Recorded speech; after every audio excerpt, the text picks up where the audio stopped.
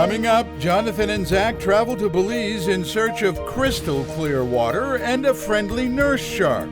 But they also make a new friend. Welcome to Jonathan Bird's Blue World.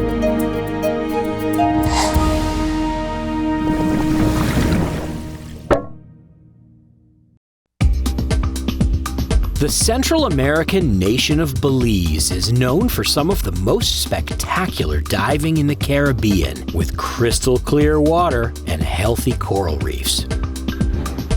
Located between Mexico and Honduras, this small country is a scuba diver's dream destination. Zach and I arrive and board the Belize Aggressor 3, a live-aboard dive boat that will take us to sites all around the country. Live-aboards are awesome because you can get up to 5 dives per day when your dive boat and your hotel are the same thing. We will eat, sleep, and dive for the whole week on this luxury yacht. The following morning, we've arrived at Lighthouse Reef Atoll. The boat is surrounded by some of the clearest water I've ever seen, and I can't wait to go diving. The dive bell tells us it's time for a quick dive briefing. Captain Ken gives us a rundown on the site. If you did not know, just slow it down. Rock and roll. Rock and roll, baby. And then it's time to suit up.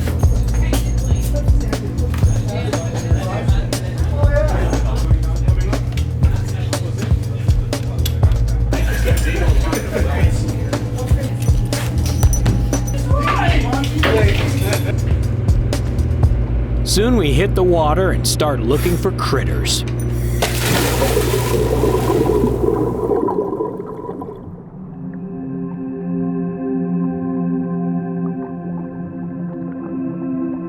I'm hoping to find a local reef resident named Norman, a friendly nurse shark that often investigates divers.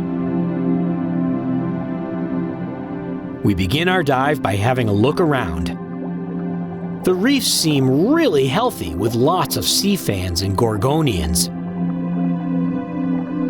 There are healthy sections of staghorn coral, something you don't see everywhere.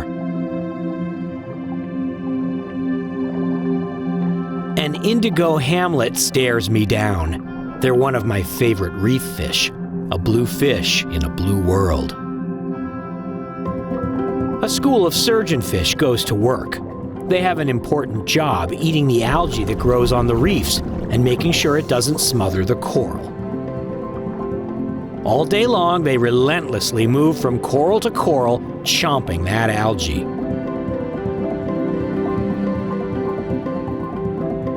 We come across a Nassau grouper that seems genuinely curious about us. He stares into my camera lens.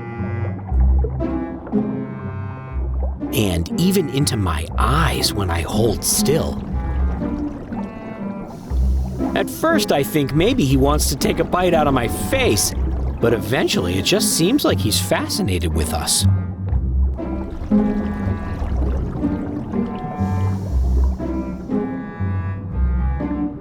Eventually we move on in our search for Norman the nurse shark. Zach spots a peacock flounder in the sand. Flounder lie on their sides to hide, but they're specially adapted to do this with both eyes on the same side of their head, operating independently like a couple of periscopes. While Zach is playing with the flounder, I've found myself an arrow crab.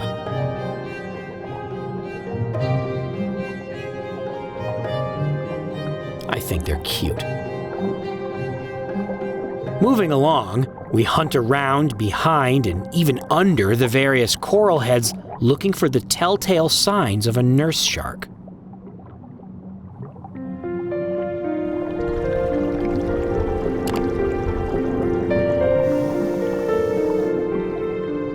We find lots of fish, like a school of blue-striped grunt, just chilling out.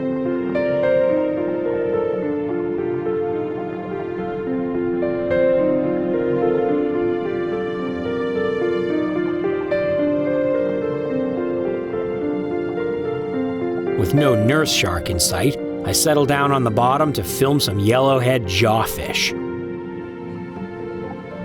Each one lives in a burrow on the bottom and pops out to grab bits of plankton passing by. They're kind of nervous fish, so I have to be patient to let them get used to me. Then they go back to acting normal.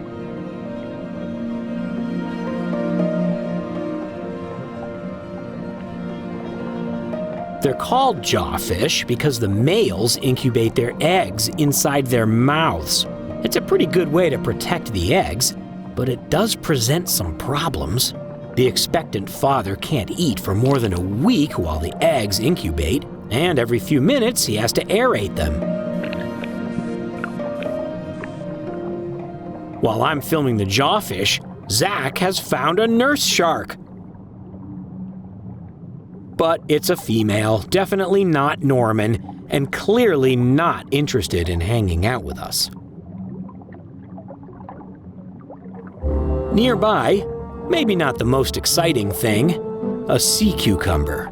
This relative of the sea star digs through the sand for food, but that's not the weirdest thing about them. Their gills are in their rear. Yes, you heard me right. This sea cucumber is breathing through its butt. As we continue on the dive, I notice there are a lot of nice sponges. On the edge of the wall, an orange elephant ear sponge. On top of the wall, some of the biggest barrel sponges I've ever seen.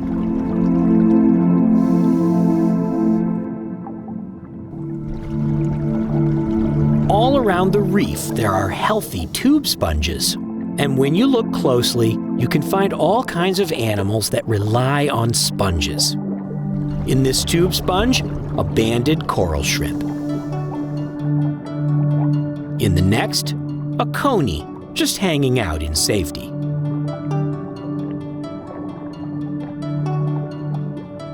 Nearby, a spiny lobster has found a nice barrel sponge to call home.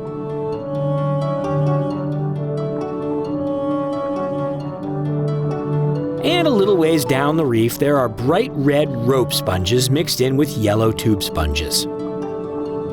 But looking closer, I spot a seahorse clinging to the sponges. Looking like a rope sponge itself, the seahorse even flops around like a sponge. Very hard for predators to spot.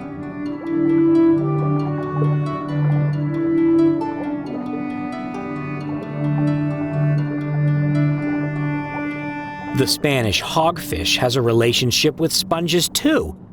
In its juvenile phase, it likes to hang around sponges and act as a cleaner fish for larger fish, like Creole wrasse. The wrasse come streaming into the cleaning station throughout the day from all over the reef where they're feeding to get a good cleaning. They hover over the sponge where the juvenile Spanish hogfish lives and get all their parasites picked off.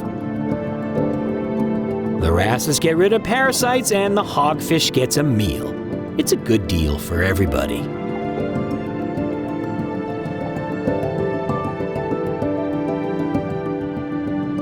While I'm filming the cleaning station, our friend the grouper comes back to have a look at what we're up to. If this fish has decided that we're friends, it only seems appropriate that we know what to call him.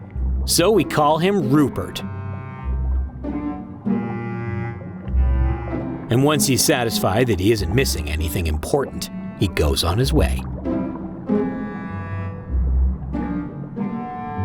Heading back into shallower water, I spot a green moray eel swimming between coral heads.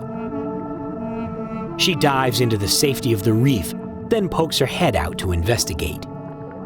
With their sharp teeth on display, these animals are often considered dangerous, but in reality, they very rarely bite people. They hunt fish at night. We come across a female hawksbill sea turtle. And she has absolutely no interest in me and swims away.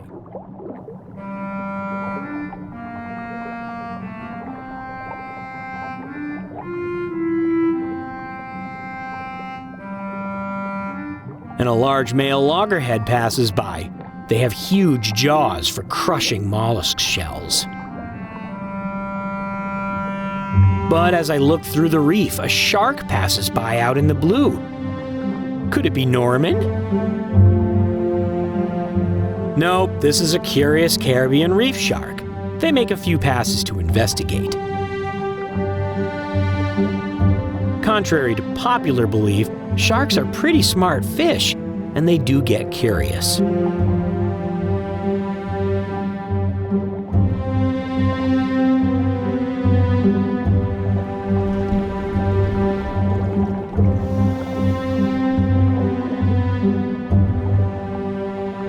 Out in the blue, on the edge of the reef, an eagle ray makes a pass by us as well. They don't usually hang around.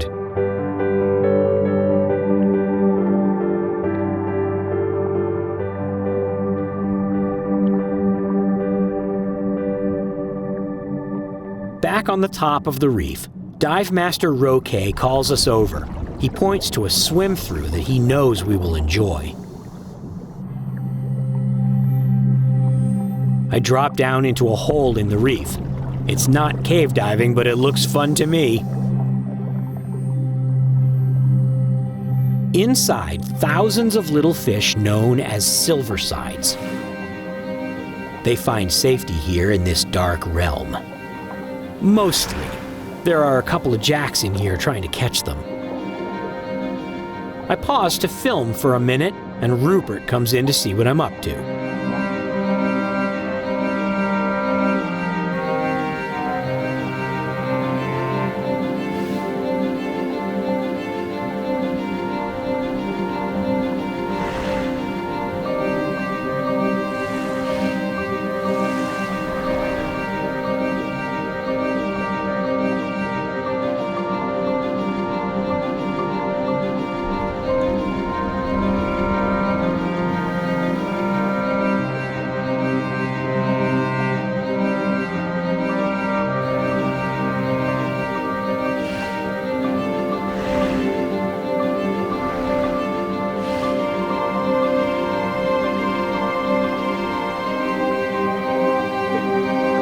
My bubbles are hitting the top of the swim-through and dislodging particles which rain down into my shot.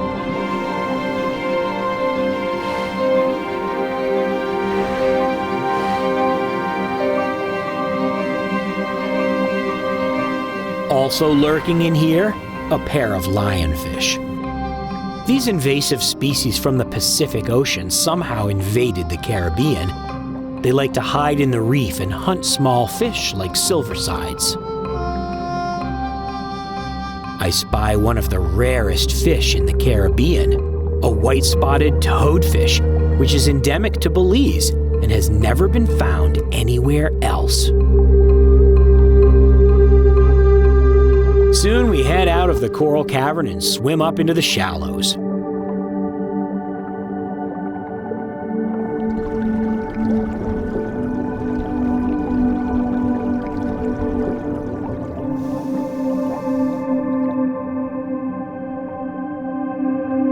The sandy area above the reef gives us plenty of stuff to see while we do a safety stop.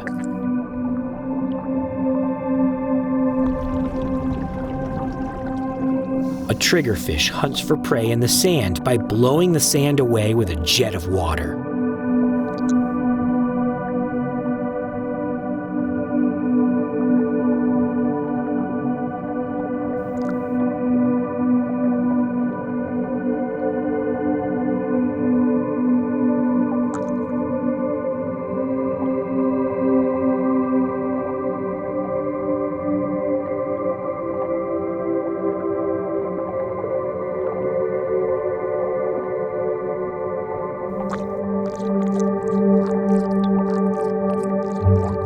I come across a mass migration of conch.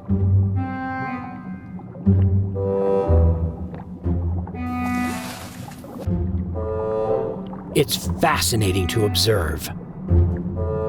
Okay, well, it's not particularly fast-paced. A conch is a big snail with eyes on long stalks, so it can see us coming. and when the coast is clear, it pulls itself along with a single foot.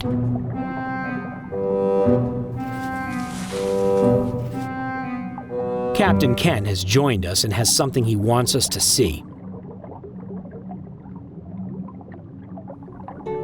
Hiding in the seagrass, and no larger than a paperclip, is a pipe horse, a tiny fish about halfway between being a pipefish and a seahorse.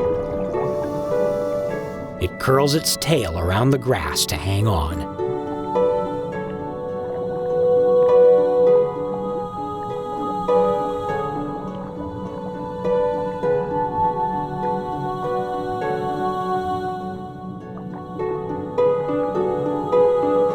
There are other animals here in the seagrass. A pipefish with no prehensile tail like the pipe horse. And a shrimp, perfectly adapted to its grassy habitat. Soon, Zach and I head back to the boat and finish our safety stop on the hang bar with a nice view of the reef below.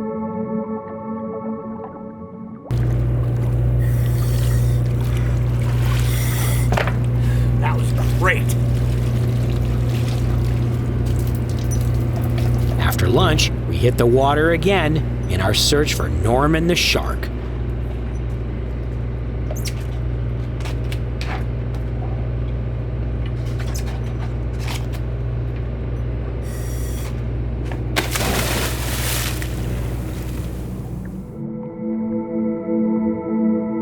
A few scraps from lunch make the fish happy.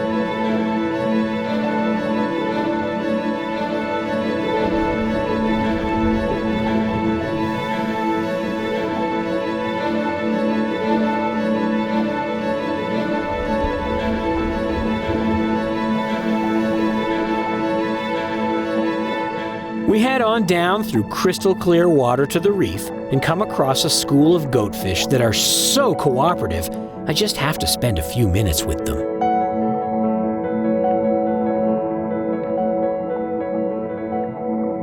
And of course, Rupert the grouper swings in for a visit.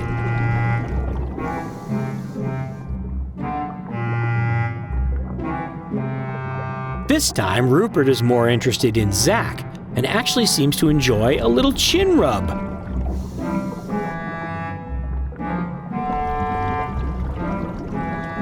After that, he's off to do fishy things.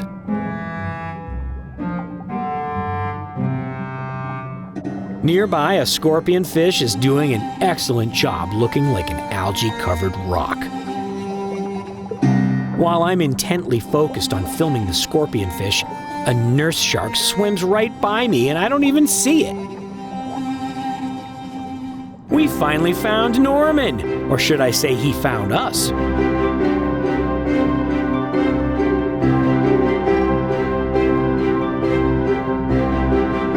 Norman moves from diver to diver, sticking his face right up to the lens and defying our attempts to get good shots.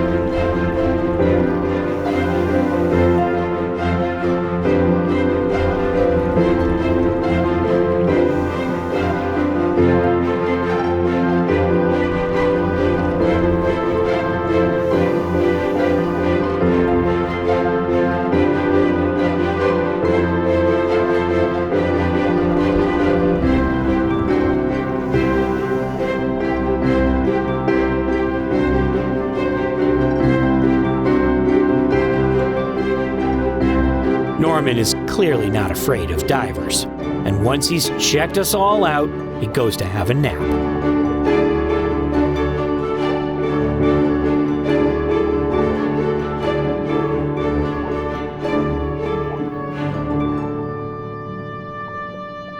With our mission completed, we head back to the aggressor for a little rest before we do it all again.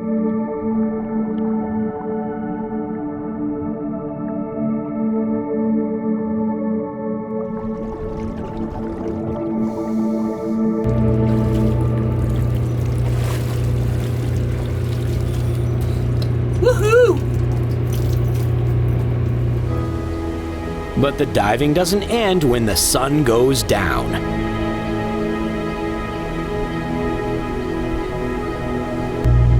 We're suiting up for a night dive. Don't shame me.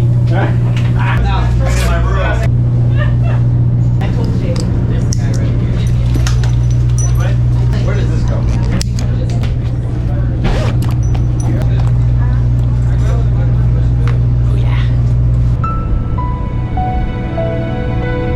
Once the sun has set, we hit the water in search of adventure.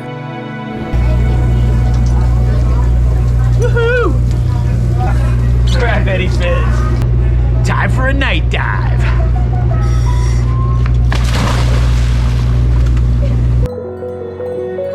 Just as lights attract insects above water, they attract plankton underwater. Zach and I are quickly swarmed by bug-like plankton because of our powerful video lights. The local tarpon population has learned to use the divers' lights to their benefit, zooming around us eating the plankton.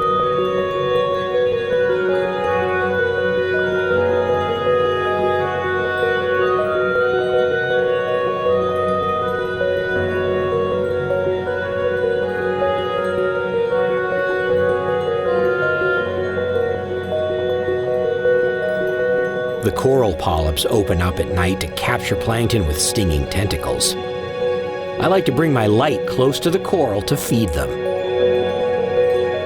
You might ask, why dive at night? Because the animals on the reef are completely different at night. For example, nocturnal animals like the Caribbean king crab hide in the reef during the day and only come out to feed after dark.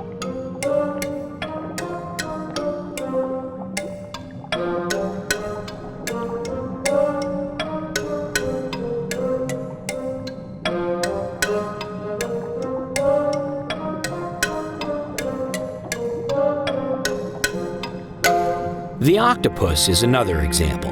They're much too vulnerable to predators during the day, so they hide. But at night, they become the predators.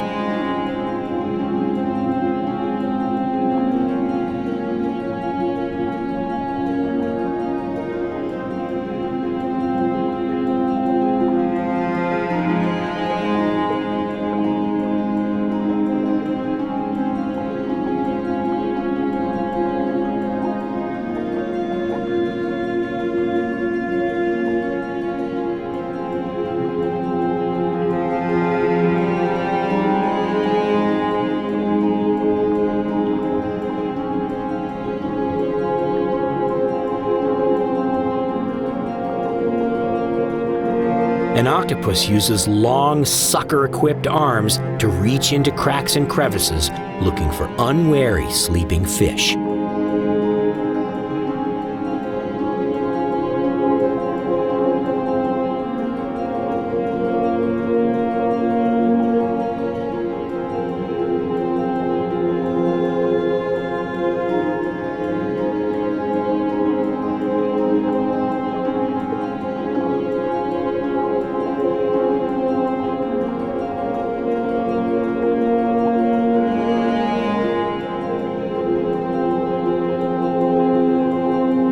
Like the octopus, a moray eel takes advantage of the fact that fish sleep in the reef. By slithering into holes, it can catch them off guard and corner them.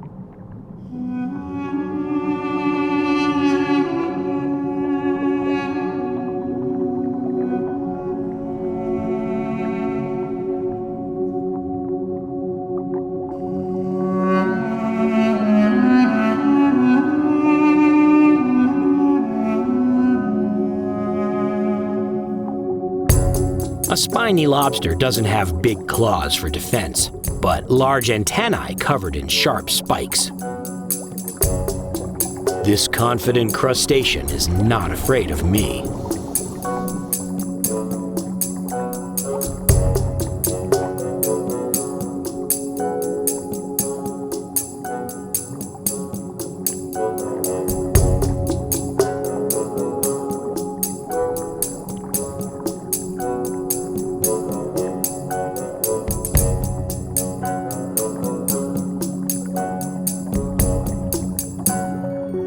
Basket sea stars spread their finely branched arms to capture plankton like a net. However, they're so sensitive to light that when I try to film them, they immediately close up and hide.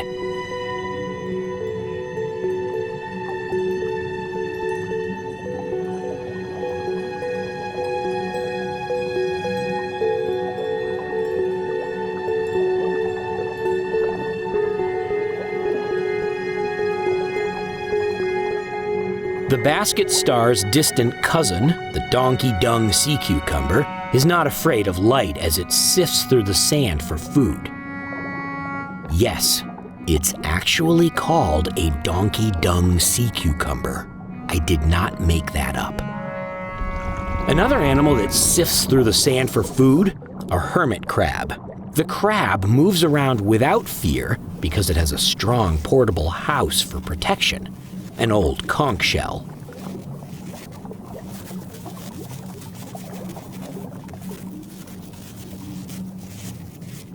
Even though most of the daytime fish are sleeping, Rupert the friendly grouper doesn't want to miss out on any of the excitement.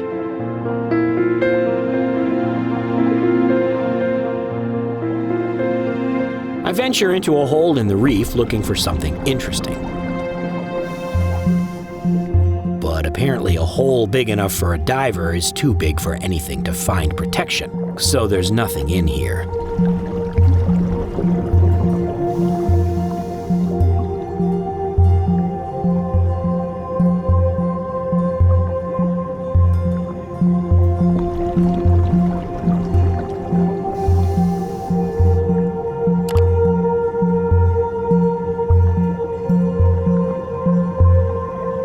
But when I pop out the other side, I find a stingray hunting. Like a living metal detector, the stingray uses his electrosensory system to find clams and worms buried in the sand.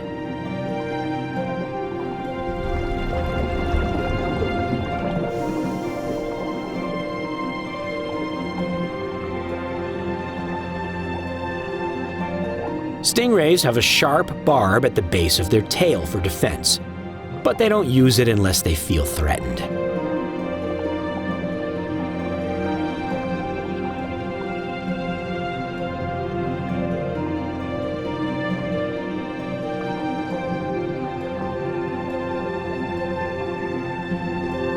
Soon my tank is getting low and it's time to head back to the boat. The tarpon are still hunting under the swim step, getting a good meal of plankton.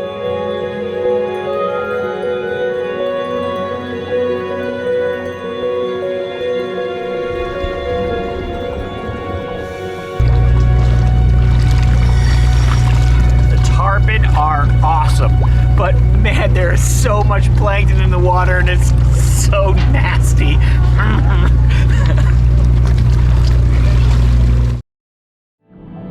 We've explored some amazing sights, both during the day and at night. Today, we're going to visit the Great Blue Hole, located 40 miles off the coast near Lighthouse Reef. The Great Blue Hole is the largest and most famous ocean blue hole in the world. It's 1,000 feet across, 400 feet deep, and was proclaimed one of the best dive sites in the world by none other than Jacques Cousteau. The Great Blue Hole formed as a cave from erosion during several ice ages in the distant past when sea levels were lower. Eventually, the ceiling of the cave fell in, forming a blue hole. But then, as the ice ages came to an end, ocean levels rose, filling it with water and turning a blue hole into an ocean blue hole. We see similar formations today on land. In Mexico and Belize, they're called cenotes, but in the Bahamas, they're called blue holes. Captain Ken gives us a dive briefing on what to expect. Once the ceiling became nice and porous, that eventually caved in. Next, it's time to suit up.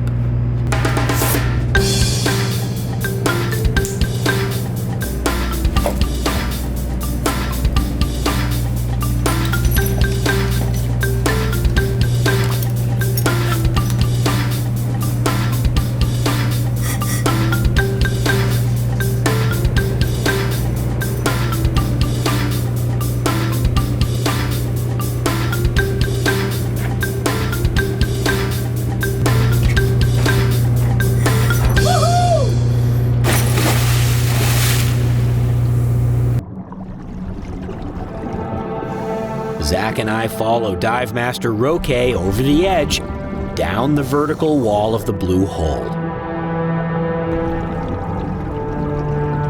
It's 1,000 feet across, so we can't see the other side, and at 400 feet deep, we won't be seeing the bottom either.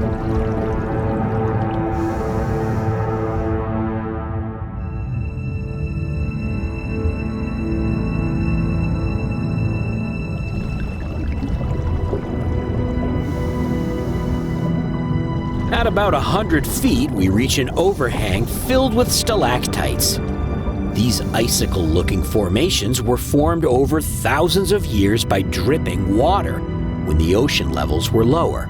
Back then, they would have looked like the stalactites in dry caves do now. But since they're submerged in the ocean, they have marine life such as coral, sponges, and algae growing on them. These formations date back as far as 150,000 years, and the largest ones are more than 40 feet long.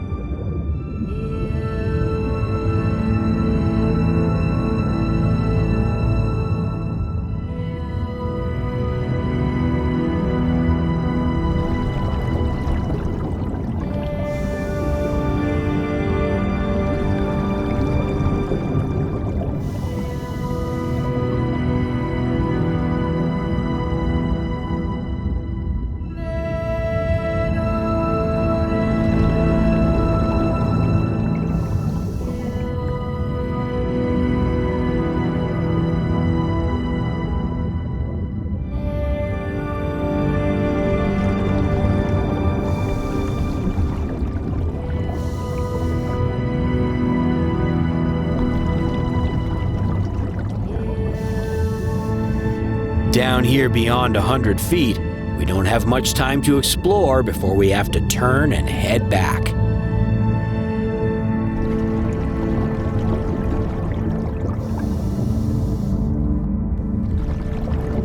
Heading back up, I have a look at the life on the wall. There aren't many nooks and crannies for fish. It's mostly some coral and a lot of algae.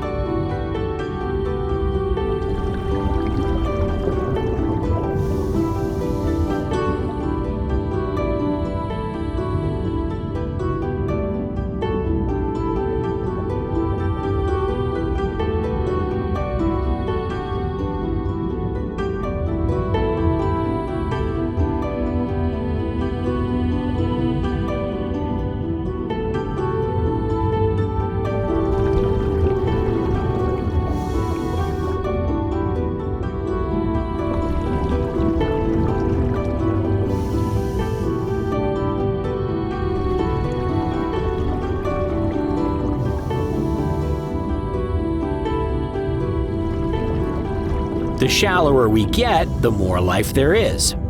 At the top, we have a few minutes to make a safety stop, and I have a look at the dense coral reef growing here.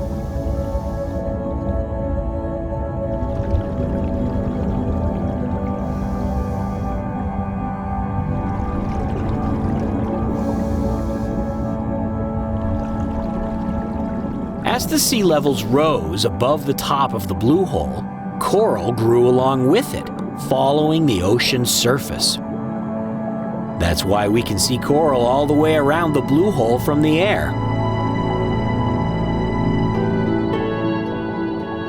This healthy reef is home to fish like the French angelfish and queen angelfish, among others.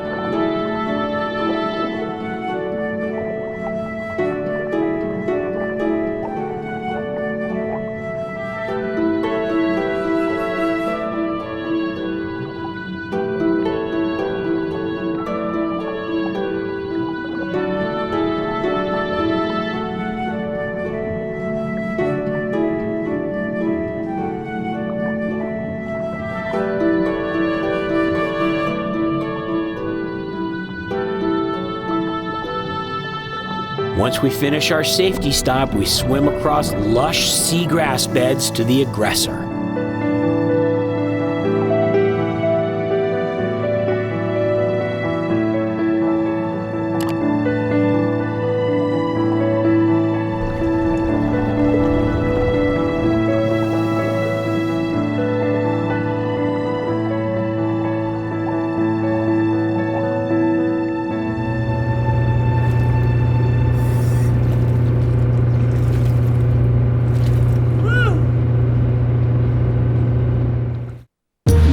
Coming up, Jonathan and Todd search the waters of the Caribbean for a rare inhabitant, the Antillean manatee. Most people have heard of West Indian manatees. These slow, plant-eating marine mammals are most commonly seen in Florida. In fact, the Florida subspecies is much more common than the Antillean subspecies, which is found scattered in small numbers all around the Caribbean. There are only about 2,500 Antillean manatees in the entire Caribbean, and about 800 of those live in Belize, making Belize one of the best places in the Caribbean to spot one of these rare marine mammals. Today, cameraman Todd and I are visiting Caye Caulker, off the coast of Belize, known for having 10 to 20 Antillean manatees in residence. Our hosts, Olivia and Max from Sunrise Scuba, are taking us out to look for our first Antillean manatee. Although I've seen hundreds of Florida manatees, I have never seen an Antillean manatee. The weather's not ideal for finding manatees, but we never let that get in the way of our plans. And there's one other potential problem. This here, right here, about 1 month ago, there was a pretty brutal crocodile attack. No way. Yeah, on one of our friends the same age as us, it's gone. They're looking for it. We begin the search in the mangroves around the island.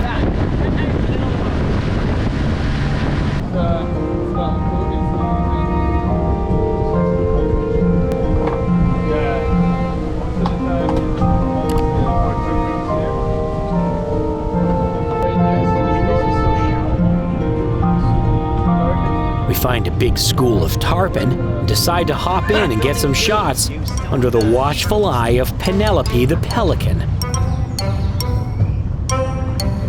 Wetsuit support, but like I said, wetsuit. It's a bottleneck entrance. If you want to just carry in after me, but I'll figure it out. I'm not there. Hey, bro.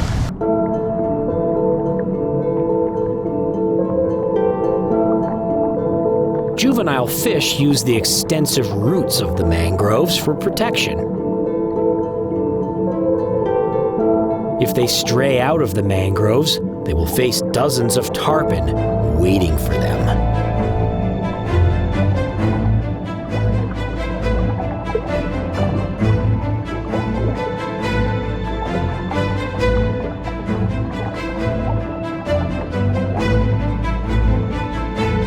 The tarpon don't seem to mind us at all.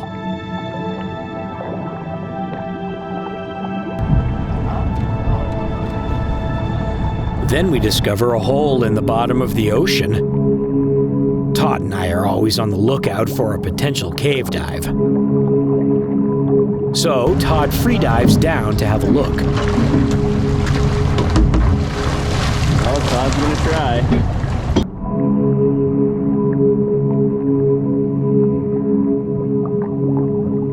There's a buoy marking the entrance. definitely a cave.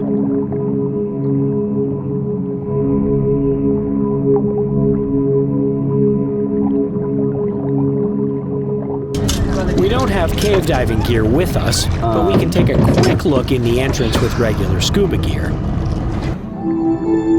We can feel the water rushing into the cave. Timing the tides correctly would be very important for diving here, but not today.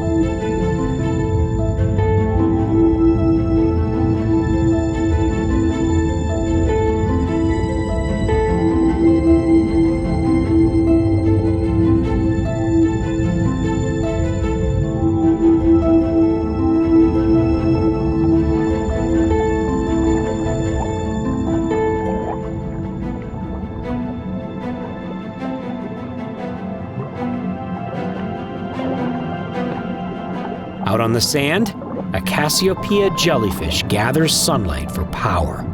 But there are no manatees, so it's time to resume our search. Yeah, we're gonna have a beer. We head offshore to search out near a seagrass bed that the manatees sometimes like. On the way, we pass a popular place for snorkeling with sharks.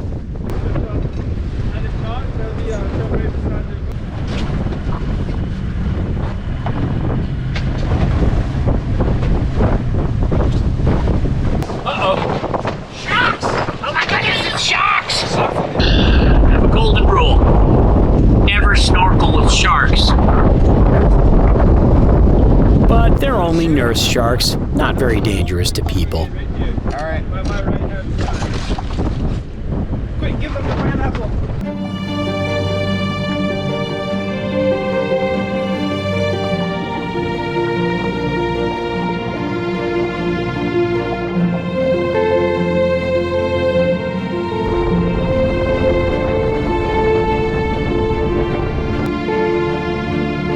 For years, fishermen have cleaned their fish here, and the sharks have learned to associate boats with free food. When a boat pulls up, a bunch of nurse sharks and stingrays come over looking for a snack. When we join them in the water, they most likely think we're there for the scraps too. They're definitely not aggressive towards us and don't think we are the food.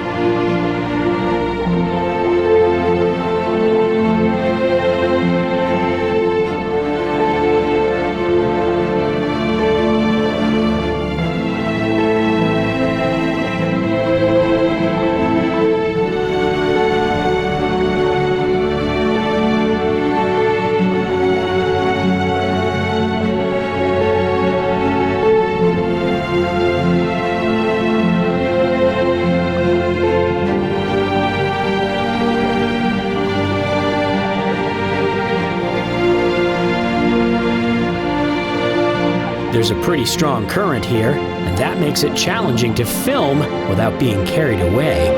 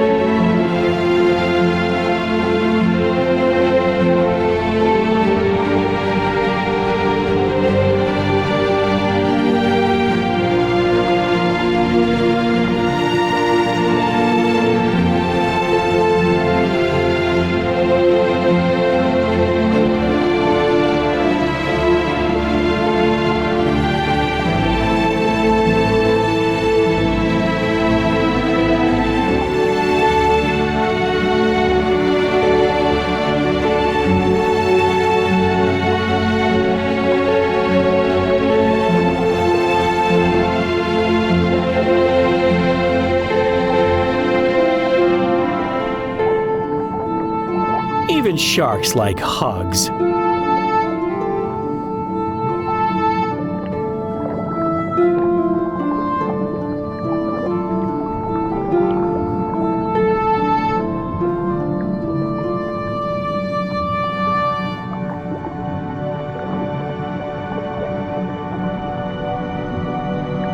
Manatees love this kind of seagrass, but there are no manatees.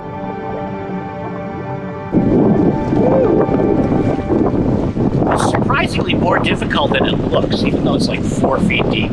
Because there's current, and there's wind, and there's waves. And all have snorkel. With the wind calming down, we head over to another good seagrass bed. Olivia thinks she sees something.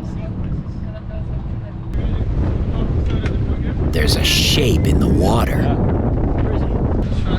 Todd, quiet. That's because I don't know what kind of food he's Todd hops in without scuba gear to check it out. If that's the case, He reports back that it's definitely a manatee. So I don my scuba gear. Tell me when. go ahead.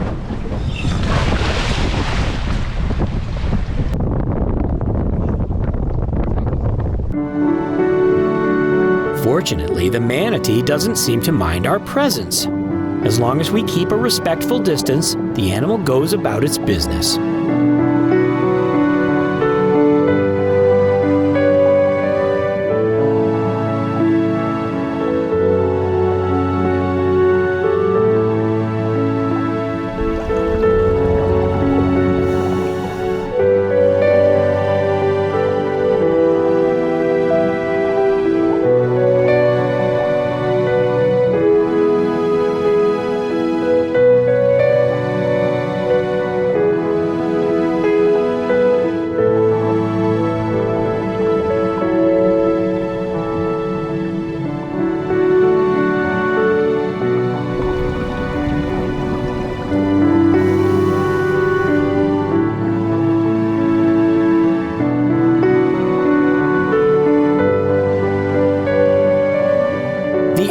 Is a mix of coral reef and seagrass.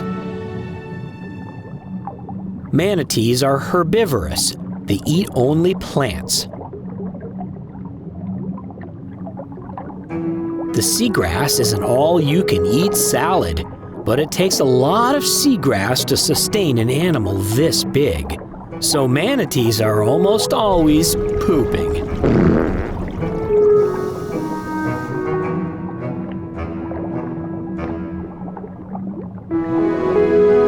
This manatee, who we decide to call Marco, is pretty much fully grown. Marco could reach about 1,000 pounds.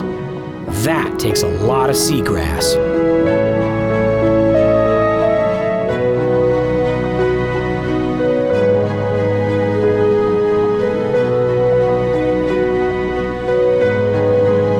Since I've only seen manatees in freshwater rivers and springs in Florida, I've never seen a manatee swimming over a coral reef.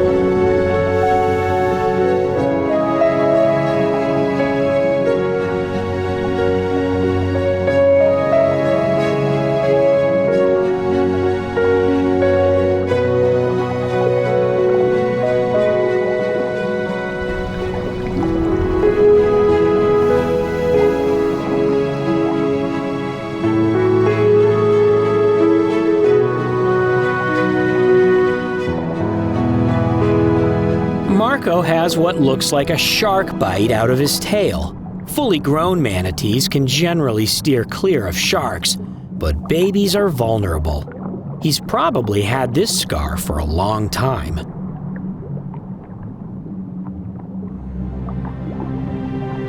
The slow nature of the manatee made it a target of hunters for many years.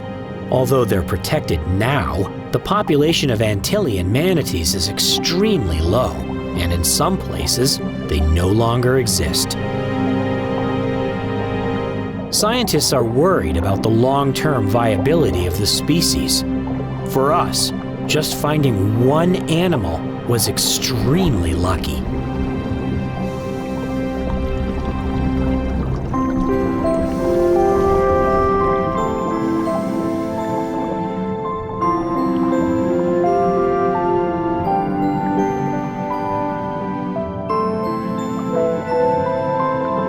Manatees are mammals like whales, so Marco needs to surface and breathe every few minutes.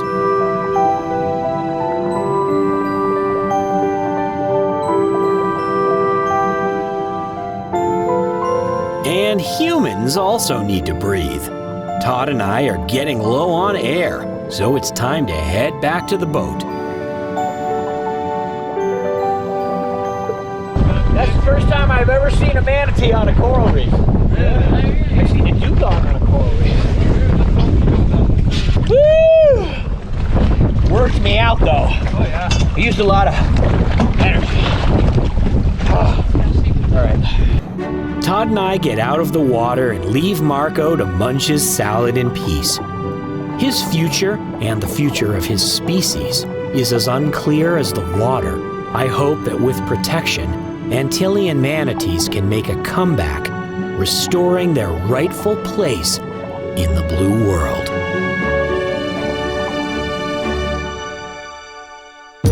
Coming up, Jonathan and Todd dive a spooky cave in the middle of the ocean filled with snow.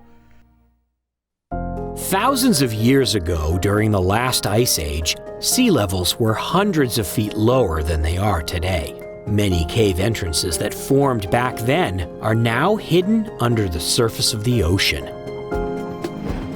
Cameraman Todd and I have traveled to Caye Caulker, just off the coast of Belize, to explore a famous ocean cave. We arrive at Sunrise Scuba and immediately realize that we're going to have some challenging conditions today.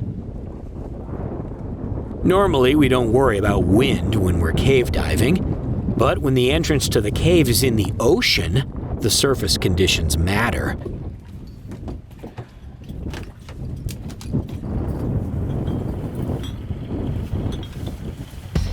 We leave the dock with Captain Max Novello at the helm.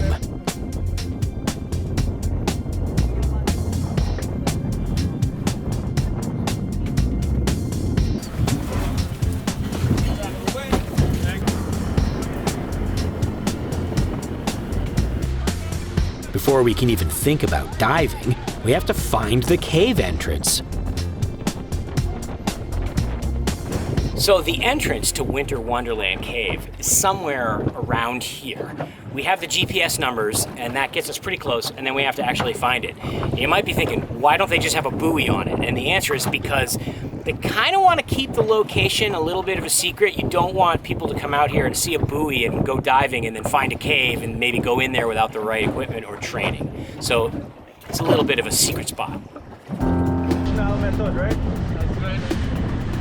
As we get close to the cave, a squall blows in and conditions are getting rough. I'm using a GPS app on my cell phone to help find the entrance. Unfortunately, we can't see it through the water because the storm has churned up the bottom and made the ocean milky. Our dive master, cave explorer Ilya Rosado, will attempt to locate the cave by scuba. While he looks for the cave, Todd and I start pulling our gear together. Soon Ilya has found the cave and marks it with a buoy. It doesn't seem like great conditions for a dive, but in theory it should be fine once we get inside the cave. I'm anxious to get going and get out of this wind.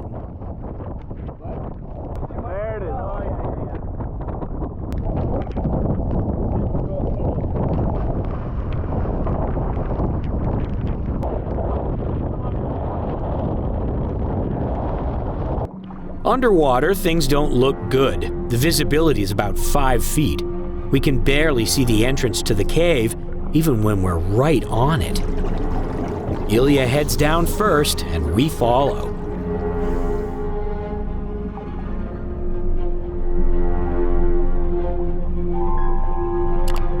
Things aren't much better inside, and I'm starting to get a bad feeling about this dive. The first couple of 100 feet into the cave are terrible, and frankly, a little scary.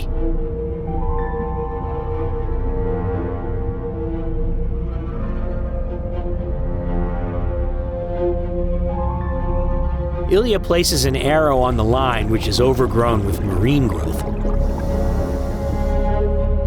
As the tides come and go, ocean water is pulled in and out of the cave, so bad visibility can come with it.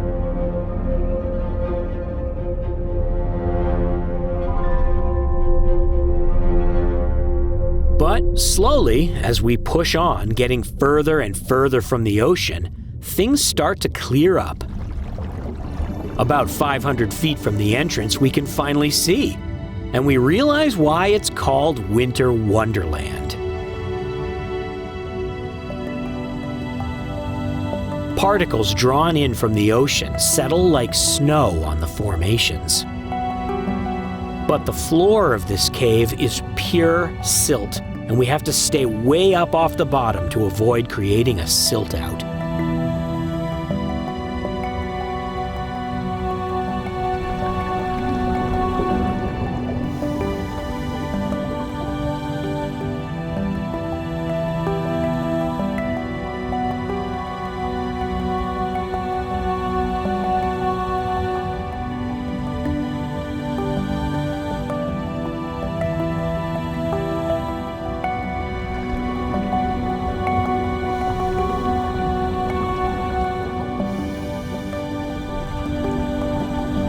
As we progress further into the cave, the water continues to get clearer, but our bubbles are knocking particles off the ceiling.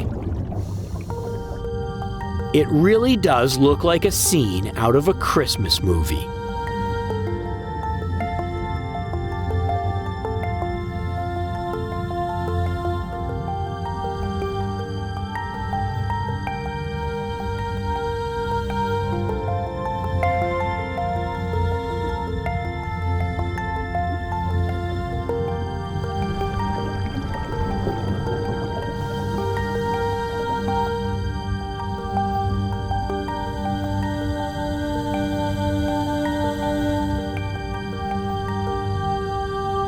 Eventually, we enter a section of the cave where the calcite formations are almost black instead of white like most caves. Scientists think it's caused by bacteria that cover the formations during a period when the water levels are down.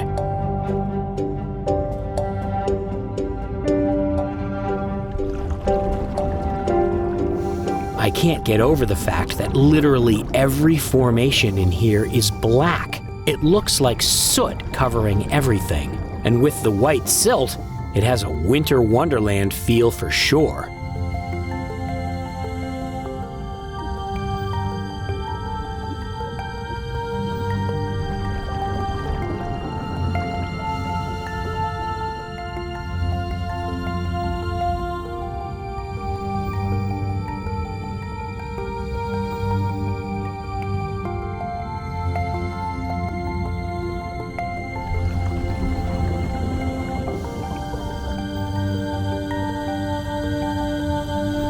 We reach a place where we can't really go much further easily, so it's time to turn around. Now we follow the guideline back out.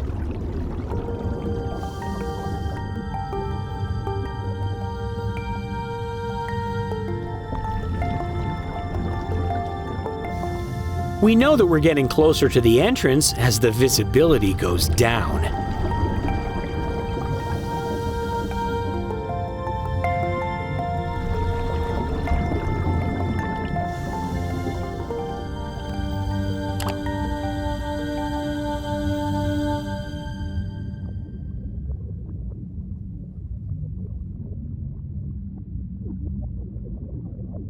Back in the cavern zone, we pick up our oxygen stage bottles for decompression. This dive reached 150 feet deep, so we have about 20 minutes of deco. We start at 20 feet in the cave, then progress to 10 feet just above the cave.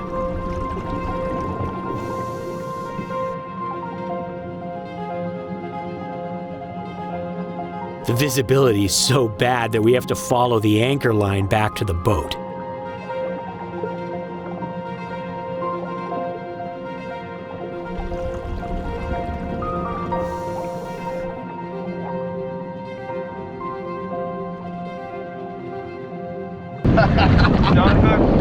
Woo! It got better in the end. Once we got past all the silt. Well, I gotta say, that was a lot of work for a cave dive. But it was fun! That's what it's like to do, man. Our dive expedition to Belize proved to be a true adventure. We saw healthy reefs and met some interesting local inhabitants, including a friendly nurse shark and rare Antillean manatee. We explored a world-renowned geological feature. And we even got to go cave diving. What a sensational place to experience the blue world. Hey everyone! We just released Call of the Dolphins, a new film for IMAX and giant screen theaters. Check the website to see if it's playing near you.